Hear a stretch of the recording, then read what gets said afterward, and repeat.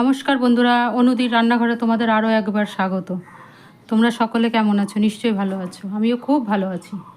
তো চলো আজকে আবার নতুন একটা মাছের রেসিপি নিয়ে তোমাদের সামনে হাজির হলাম। এটা হচ্ছে কাতলা মাছের বড়ি দিয়ে তেল ঝাল। তো বাঙালিরা তো মাছ ছাড়া কিছু ভাবতেই পারে না।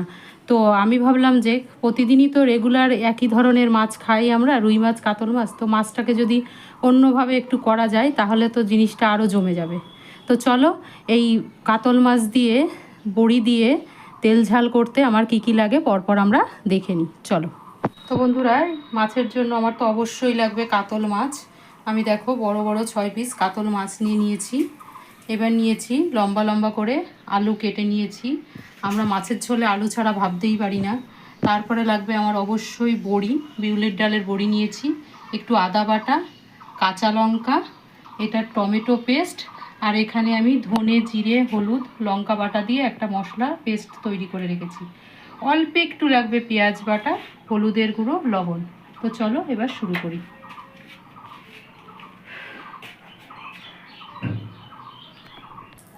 তো বন্ধুরা দেখো, আমার তেলটা খুব সুন্দর গরম হয়ে গেছে। আমি এবার প্রথমে বড়িটাকে ভেজে নিচ্ছি। বড়িটা যখন ভাজবে তখন গ্যাসটা কমিয়ে দেবে, না হলে পুড়ে যাবে। এবার আমি বড়িটা ভাজা হয়ে গেছে, বড়িটাকে তুলে নিচ্ছি। এবার আমি ওই তেলেই আলুগুলোকে ভেজে নিচ্ছি।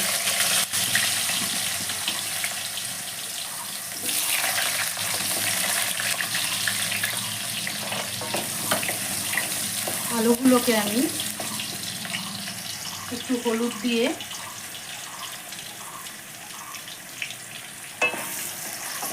সুন্দর করে লাল লাল করে ভেজে নেব। আলুটা ভাজা হোক, ততক্ষণ আমি মাছটা মেখে নিই। তো বন্ধুরা দেখো, আমার আলুটা খুব সুন্দর লাল লাল করে ভাজা হয়ে গেছে। আমি আলুটাকে তুলে নিচ্ছি। এবার এই তেলের মধ্যেই আমি এবার মাছগুলোকে ভেজে নেব।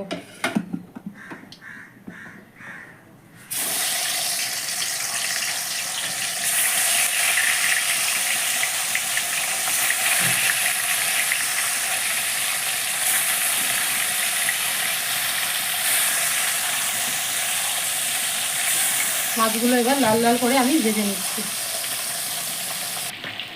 তো বন্ধুরা দেখো, আমার মাছটা খুব সুন্দর লাল লাল করে ভাজা হয়ে গেছে।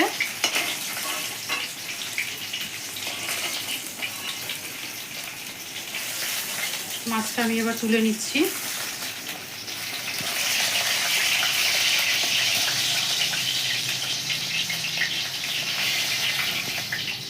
এবার বন্ধুরা এই তেলে আমি কিছু ফোড়ন দেব। আমি দেবো কটা তেজপাতা, আর দেব একটু গোটা জিরা।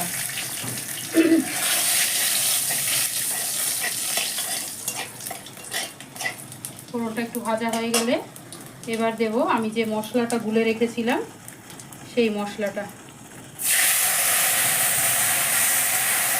আর দেব আদা বাটা, দিচ্ছি কিছু কাঁচা লঙ্কা। মশলাটা 1-2 মিনিট একটু নেড়ে নিয়ে তারপরে আমি টমেটো পেস্টটা দেব। বন্ধুরা এবার দেব আমি পেঁয়াজ বাটা।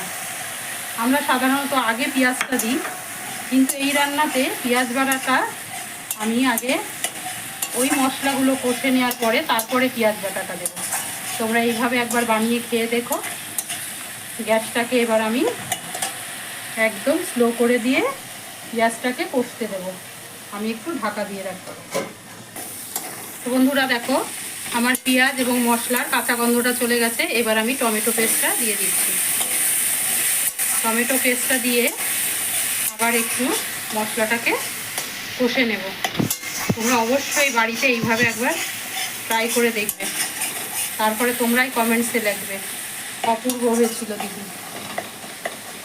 এবার মশলাটাকে আমি হালকাভাবে কষে নিচ্ছি একটু ঢাকা দিয়ে দিয়ে। তো বন্ধুরা দেখো, আমার মশলাটা খুব সুন্দর কষে গেছে। এবার আমি স্বাদ অনুযায়ী লবণ দিয়ে দিলাম। দেওয়ার পরে এবার আমি আলুগুলোকে দিয়ে দিচ্ছি। আগে থেকে ভেজে রাখা আলুগুলো দিয়ে মশলার সাথে এটাকে আমি আবার আর একটু কষে নেব। তো বন্ধুরা দেখো, আমার আলুর সাথে মশলাটা খুব সুন্দরভাবে কষা হয়ে গেছে আর তেলটাও ছেড়ে গেছে। এবার আমি জল গরম করে রেখেছিলাম সেটাকে দেব। আমি সবসময় যে কোনো রান্নাতেই বন্ধুরা গরম জল দেওয়ার একটাই কারণ, সেটা হচ্ছে তোমার রান্নাটার টেস্টটাও ভালো হয় আর খুব সহজে রান্নাটা হয়েও যায়। এবার আমি মাছগুলোকে ঢেলে দিচ্ছি।